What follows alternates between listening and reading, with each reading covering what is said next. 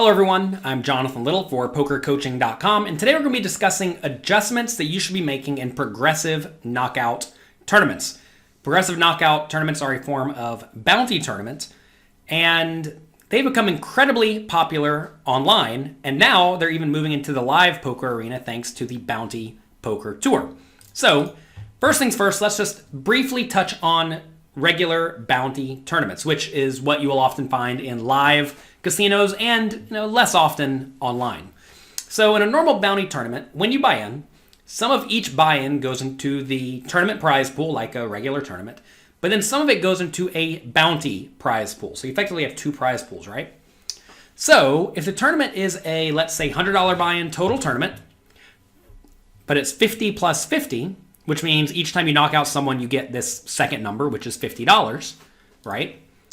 Each bounty, when you convert it to chips, is worth one starting stack. You may say, why do we care about converting bounties to chips? Well, you need to know how the bounty impacts play, right? When you can collect a bounty, you should be more inclined to call. But the question is, how much more inclined should you be to call? And whenever it's 50 plus 50, imagine when you buy in, right? You get one starting stack and you get one bounty chip. That means we have 50% of our buy-in here, 50% here. So if they give you, let's say, 10,000 chips to start the tournament, we have a 10,000 stack, then we have a bounty chip that is worth the same amount. So it's worth 10,000 chips, which means whenever you can collect a bounty, it's worth roughly one starting stack, okay? What if instead the tournament was 67 plus 33? So notice same $100 buy-in, but now the bounty is only 1/3 of the prize pool. Well, in this scenario, you get a stack of chips, which is worth 2/3 of your buy-in, plus a bounty chip, which means all these three things are worth the same value, right? We have 1/3, 1/3, and then a bounty chip. It means a bounty chip is worth half of a buy-in. So if you start with 10,000 chips, a bounty chip is now worth 5,000 chips. And then you can extrapolate this for all numbers, right? So say it's 80 plus 20. In this scenario, you get 4 small stacks of chips to 1. So that means a bounty is worth 1/4 of a starting stack. So that's how you convert normal bounty tournaments to, or the chips to, the bounties to chips. That way you can figure out if you should be making calls and all-ins. We're going to give an example of this in a second. Progressive bounty tournaments, though, change.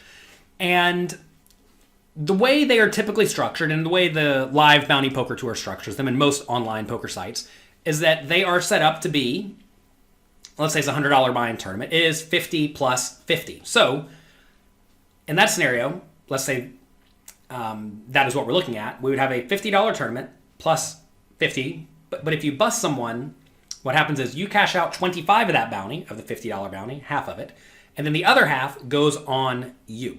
So let's say you and your opponent both have a $50 bounty. If you bust someone, you cash out $25. So that just goes to your poker account, or you take it to the cage and cash it. And then your bounty goes up by $25. So it becomes from $50 to $75, all right? And then if someone busts you, they cash out half of that bounty, half of 75, which is $37.50, and then $37.50 is added to their bounty. And this progresses over and over and over again. So your goal is to try to figure out how much these bounties are worth in the form of chips, which does become a little bit convoluted and is relatively difficult to do at the table precisely. There are a few methods out there, but for now, what I would suggest you do if you are new to the bounty game is to just go to PokerCoaching.com, sign up, and go to the tools section and get the Progressive Knockout Tournament Bounty Calculator. Here it is right here. And it's very nice and easy. All you have to do is enter the information on the left, click enter, and it will change all of these numbers on the right. I'm going to show you how to use this in just a minute. One thing worth noting, though, is that at the start of a tournament, a bounty is worth 1/3 of a starting stack. It's very important to notice and realize, and it is different than regular bounty tournaments, right? All right, so let's take a look at an example. The small blind goes all in, and we're in the big blind. Very simple scenario. Folds to the small blind, they go all in.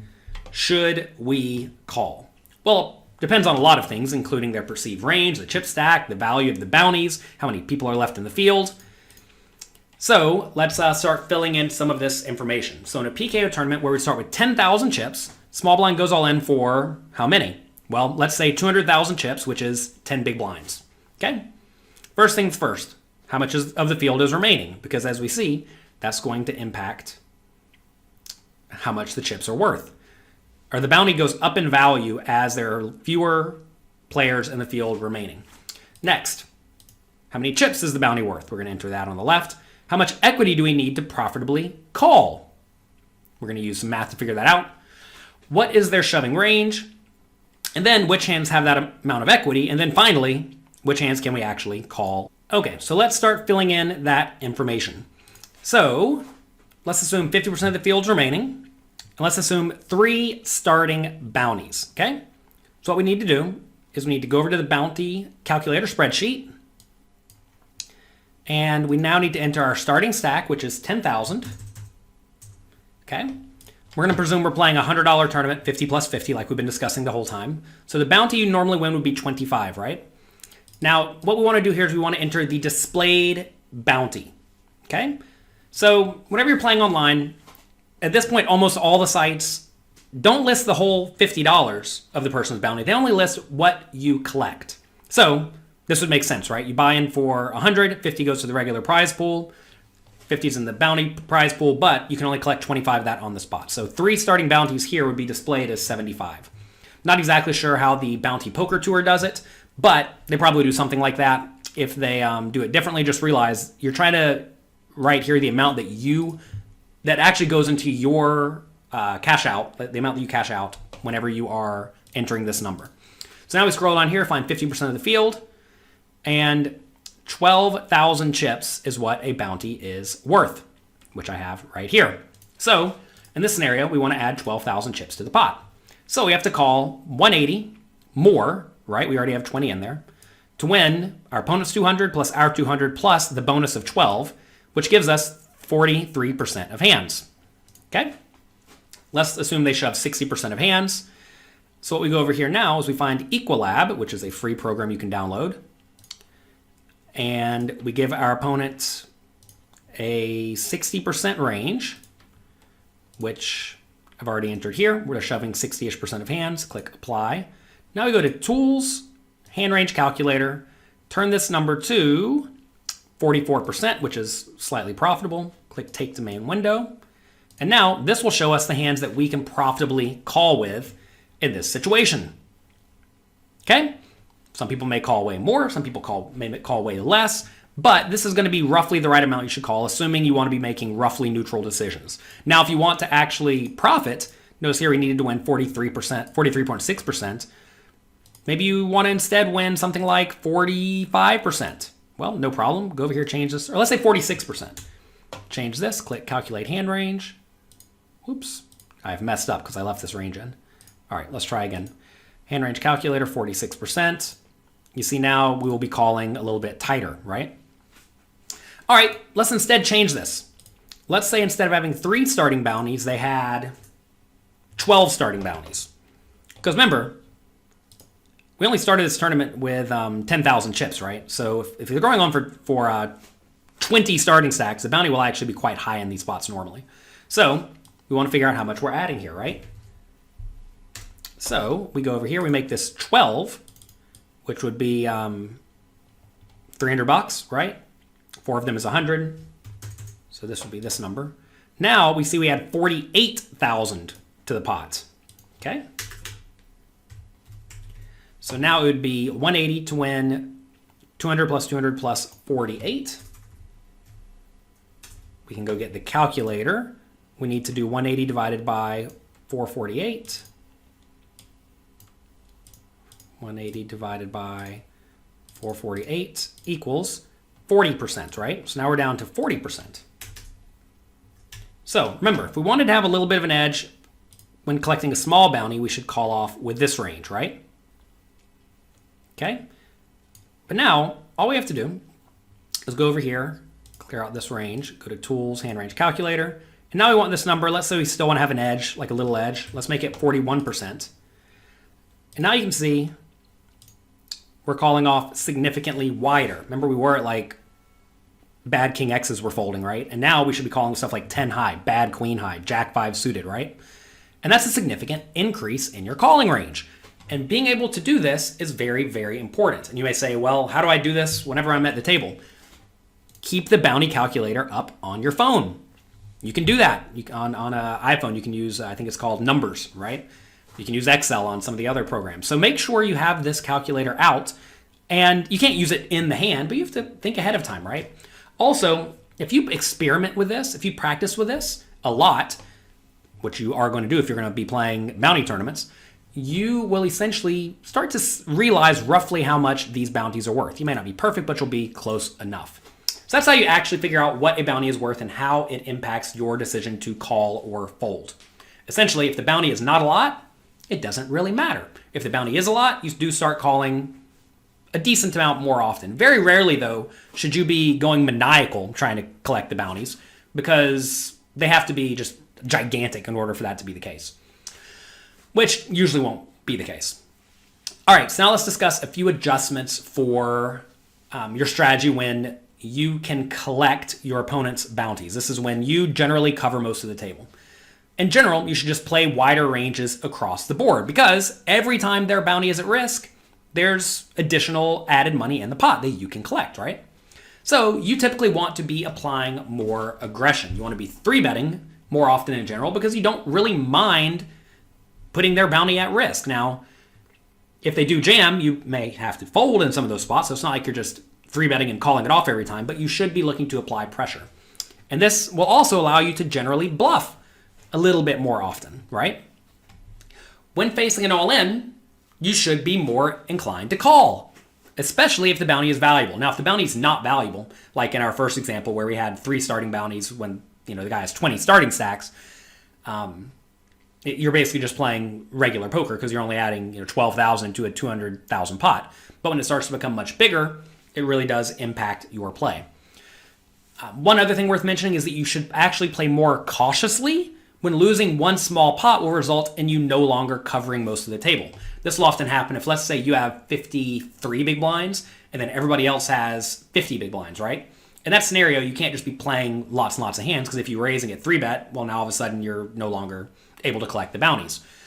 Alternatively, similarly, say you have 22 big blinds and everybody else has 20, you don't really want to be raising too wide, because first off, they can just easily jam. And also, if you raise and then have to fold to the jam, you'll now no longer cover them. So in scenarios like that where you don't have a substantial chip lead to where you can easily call off against these players, you should be a little bit less inclined to get too out of line. When you cannot collect your opponent's bounties, you should generally be a little bit tighter, right? In the scenarios like this, they should be playing wider ranges against you, which results in you folding hands that you would otherwise consider playing. I was actually just at a Progressive Knockout tournament final table recently where I had something like 18 big blinds, and then there were 2 or 3 other shallow stacks, but then a bunch of big stacks on my left. That is like the absolute worst spot to be opening decently wide. Because if I raise, they can just jam all in or re-raise me, because I don't want to go broke before the other 2 players. Remember, the regular bounty prize pools, or the regular tournament prize pool, still does matter. And also, they're just getting an additional overlay in the pot because I had a reasonable bounty on me, right? So that's a scenario where I just have to be tight. And you need to look for spots like that, right?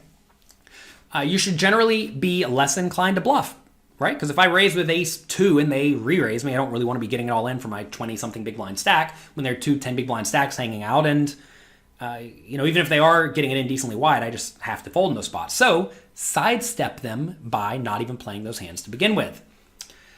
So you should typically fold hands that are near the bottom of your initial raising range, right? But realize that the hands that are near the top of your initial raising range actually go up in value. So while you should be folding the hands that you raise and then fold to a shove, hands that you would raise and then normally be kind of marginal about getting it in go up in value, because your opponent's ranges of the players who can bust your bounty, those ranges get wider, which means hands like pocket 7s and ace-jack offsuit and king-queen offsuit, those go way up in value. So now with 20 big blind stacks, if you raise and a big stack jams on you, call it off. You may say, oh, isn't that high variance? I mean, yeah, you're going to lose sometimes, but you have to realize if your opponents are incentivized to be getting it in decently wide, because either you're going to fold and they win the pot, or they get it all in and they're in a roughly break-even spot due to your ante. In those situations, you have to call off a little bit wider. So you need to be opening a little bit tighter and then calling off a little bit wider. Also, it's the inverse of whenever you are a big stack, you should be tighter whenever if you lose a little bit, you'll become the second stack. You should be more aggressive if winning a pot will result in you covering more players at the table, right? So say we are in that scenario where everyone has 20 big blinds besides one player who has 22 or 23. If that player raises, you should actually be kind of incentivized to jam over them if you do think that they are going to be raising wide and then folding a lot, because then you'll go up to 23 big blinds and then everyone else will have 20. So now you get to collect the bounties. Can't talk today. Just got back from a 5-day bachelor party in New Orleans, so I'm out of it. All right, next, buy in on time. As play progresses in a progressive knockout tournament, money is removed from the bounty prize pool, meaning you no longer are live to collect it. So it is vitally important that you buy in on time in progressive knockout tournaments. If you buy in late, you really are putting yourself at a big disadvantage right off the bat.